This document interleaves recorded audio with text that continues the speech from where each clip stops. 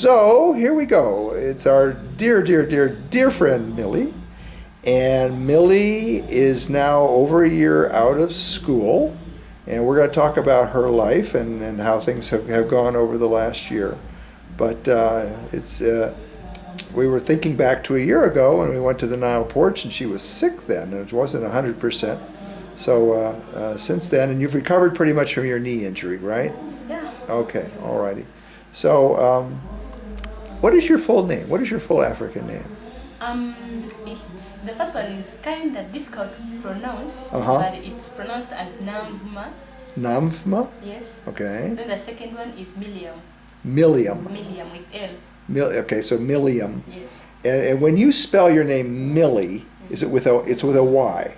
Yeah, it's M-I, double L, then Y. Right. Okay. Because once upon a time, I think we were misspelling your Yeah. misspelling your name. Some used to put actual M-I, double L, then I-E. I think I probably did that once upon a time. Yeah. All righty. So you graduated from Uganda Christian University about a year ago. Yeah. Now. Okay, not a year, just a few months. Just a Because it was 27th of October this okay. year. Okay. All right. And just to go back, what was your special studies there at UCU? They were okay. Amidst all the questions that we did, Yeah. at least I was so much interested because we did a lot of things. We did communication skills, we did writing and study skills. We also did principles of management, and we did economics still, like in our first year. Then we also did something to do with the Old Testament and the New Testament. Okay. Yeah. Then we did some finance, accounting. Sure. But among those, at least I was so much well conversant with communication skills, principles of management, Okay. economics, then and also finance. But Okay. So the last year has been kind of rough because you've applied for jobs, done interviews, I think, and we have yet to have a success, but we're going to keep going. yeah. So one of the things that we discussed was maybe working on your letter of introduction or your applications. Yes. And so to give people the idea, what kind of a company would you like to work for?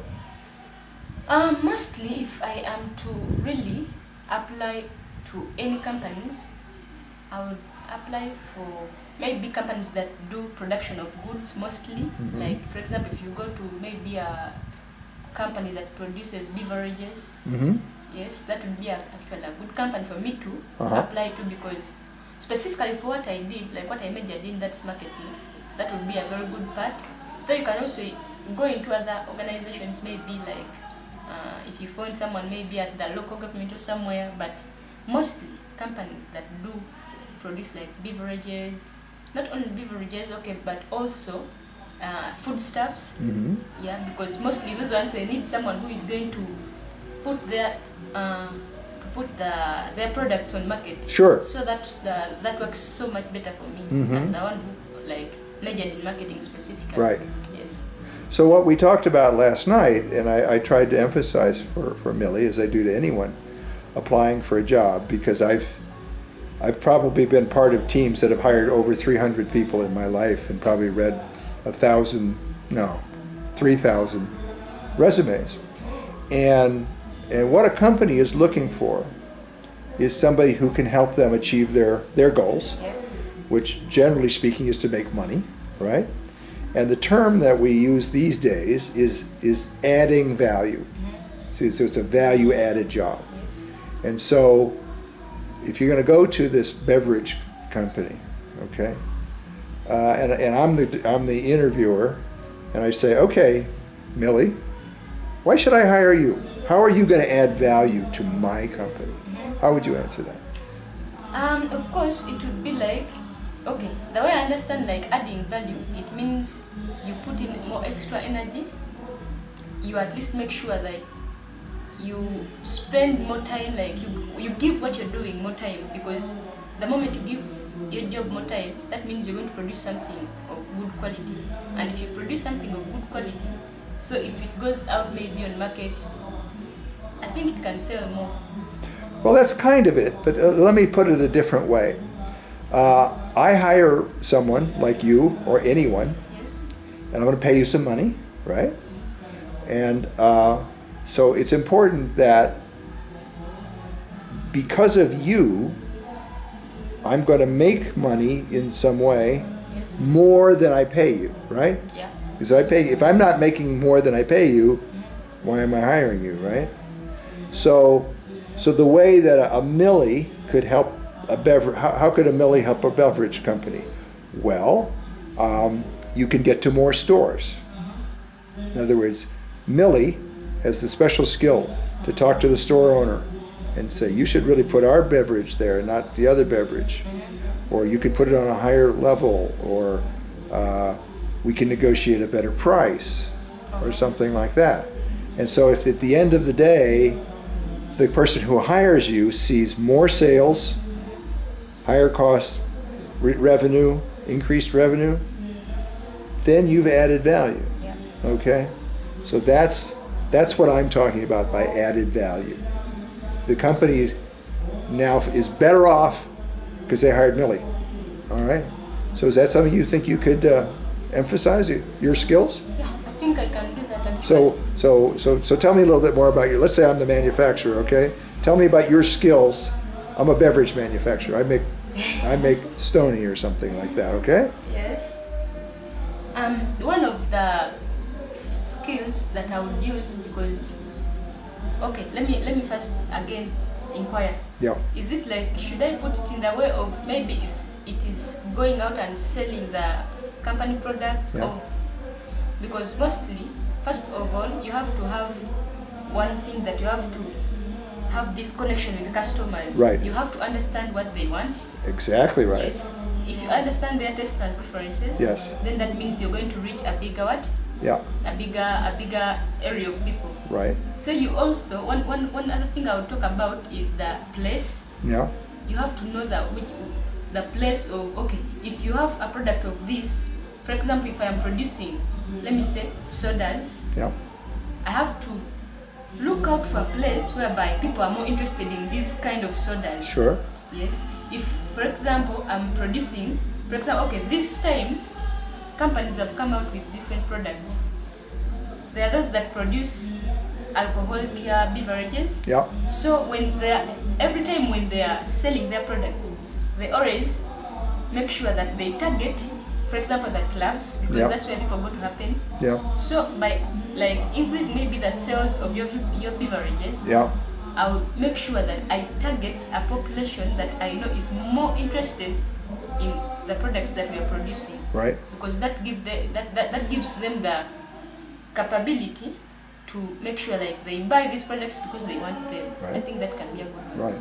Okay. So are you getting my idea? Yeah. You're going to make an application to the beverage manufacturer, and you're going to say, I can add value to you because I have good skills with the retailers, Yeah. and I can convince them to sell more of our product, put it higher on the shelf, get a better price, keep the current customers happy, and that's how I help you, Mr. Employer, succeed in your goals. So focusing on success, focusing on the success of the organization and the special talents that you have, and any way you can show that you excel at that. So you can say, I had an internship and we did some marketing and we sold more products. Something, whatever is the case, Yeah. Make the best case you can for yourself, right? Okay. All right. Well, I wish you all the best. I just, you're just so outstanding, and I just know you've got any company that gets you is going to be so happy that they did. So one of the downsides of not being in college anymore is you're not part of a college football team anymore, right? Oh. That's a big loss. Yeah, really, it is, because most times it's one of the talents that I love most. And from childhood, it's what I was always speaking about, that I really want to become, maybe one time I'll become a professional footballer, because I really loved that talent and I still love it. But the moment I left university and I was living very far from the university, so it became hard for me to be still part of the team. And most times, actually, when you graduate from the university, mostly where I studied from, it is hard for you to play back on the university. Sure. Of course. Because you've graduated. Yeah. Since they always ask for either the student identification card or the passbook, so meaning, now mine is expiring this year. So if this year is off, meaning I'm no longer student completely. Yeah, so I really feel somehow not good because I really miss my talent, but I'm planning of something, though I have maybe not got a team specific now where I'm playing. I am planning to at least buy more, like buy my own attires again, maybe my own shoes. Yeah. So that I buy my own ball, such that at least where I stay, I have some football pitches around. Right.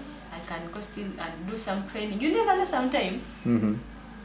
If really it's God's will, you never know, I'll get a team again and I'll play again. So it's, wherever I do something, I already say let's God's will be done, because that's the best. Okay, now are there some leagues for people like you who are out of college? Yeah, you can join any club, because there are always clubs which are not university Right. clubs, so you can join them. Now, can you volunteer some time to help organize that?